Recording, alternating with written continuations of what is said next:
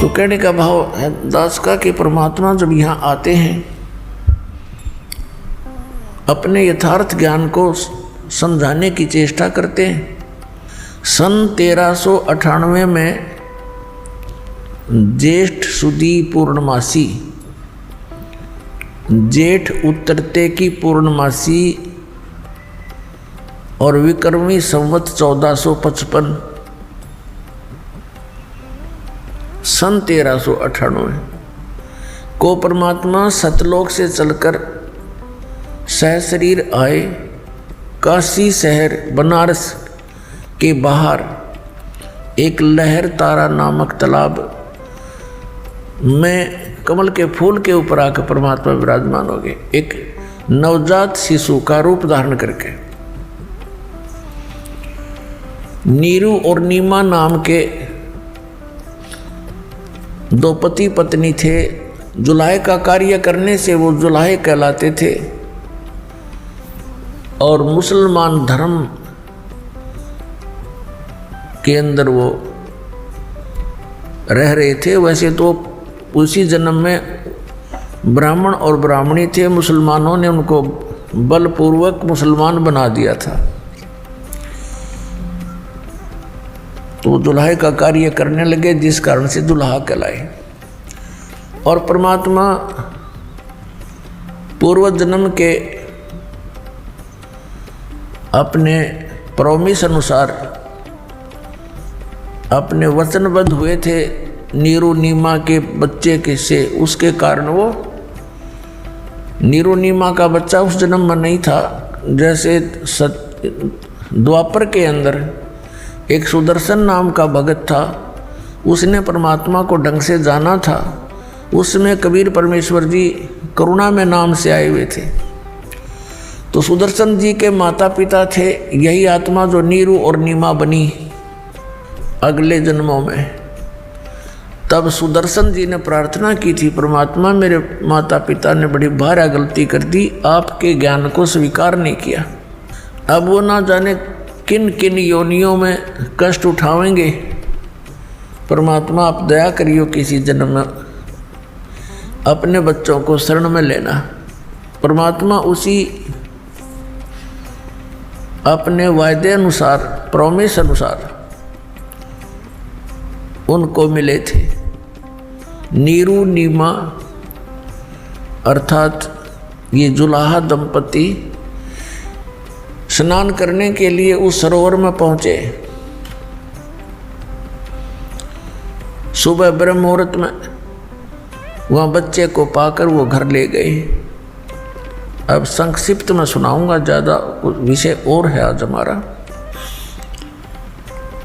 और वहाँ जुलाहे के घर प्रवेश की लीला होने के कारण वो परमात्मा जुलाहा कहलाए, जुलाहे का कार्य करने लगे। तो पुण्यात्मा वो परमात्मा ही हमें आकर यथार्थ ज्ञान देता है। अब उस परमेश्वर ने इसलिए वहाँ उस समय जुलाहे के घर में आना अनिवार्य जाना, क्योंकि वो तो परमात्मा है, हम तो जीव बुद्धि हैं। अपनी बुद्धि अनुसार हम विवेचन कर रहे हैं। परमात्मा ने ये जाना कि शूद्र जाति उस समय बहुत ही अछूत माने जाती थी और एक धारणा बनी हुई थी कि भक्ति मार्ग का काम तो ऋषि ब्राह्मणों का ही होता है और यही पार हो सकते हैं, यही भक्ति कर सकते हैं।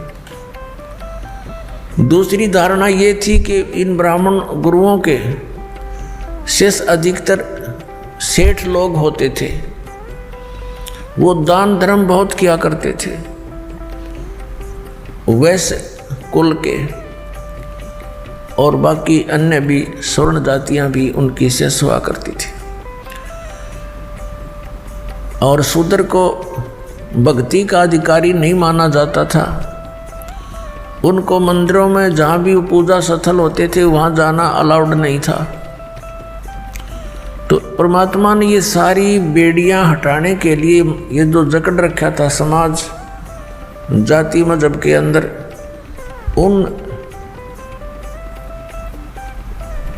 सभी बंधनों को काटने के लिए, समाप्त करने के लिए परमात्मा आए थे।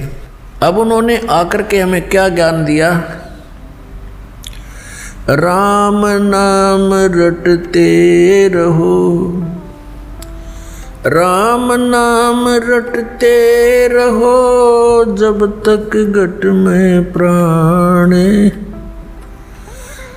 कब हो तो दीन दयाल के भनक पड़ेगी कान।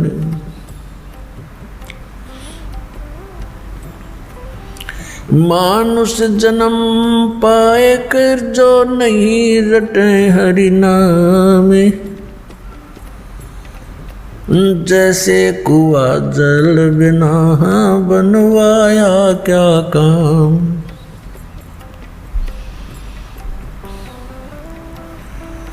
कबीर हरि की भक्ति करो, तज विसियाँ रस चोज, बार बार ना पाओगे ये मनुष्य जन्म की मौज। मानुष जन्म दुर्लभ है ये मिलन बारंबार, जैसे तरवर से पत्ता टूट गिरे वो बहोर न लगता डार।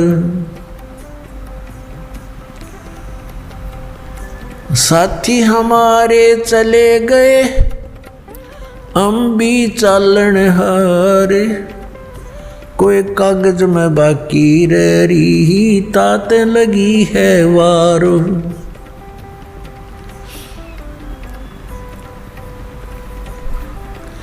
पतझड़ आवत देख कर बन रोवे मन माही, ये ऊंची टहनी पात थे अब पीले हो जाही।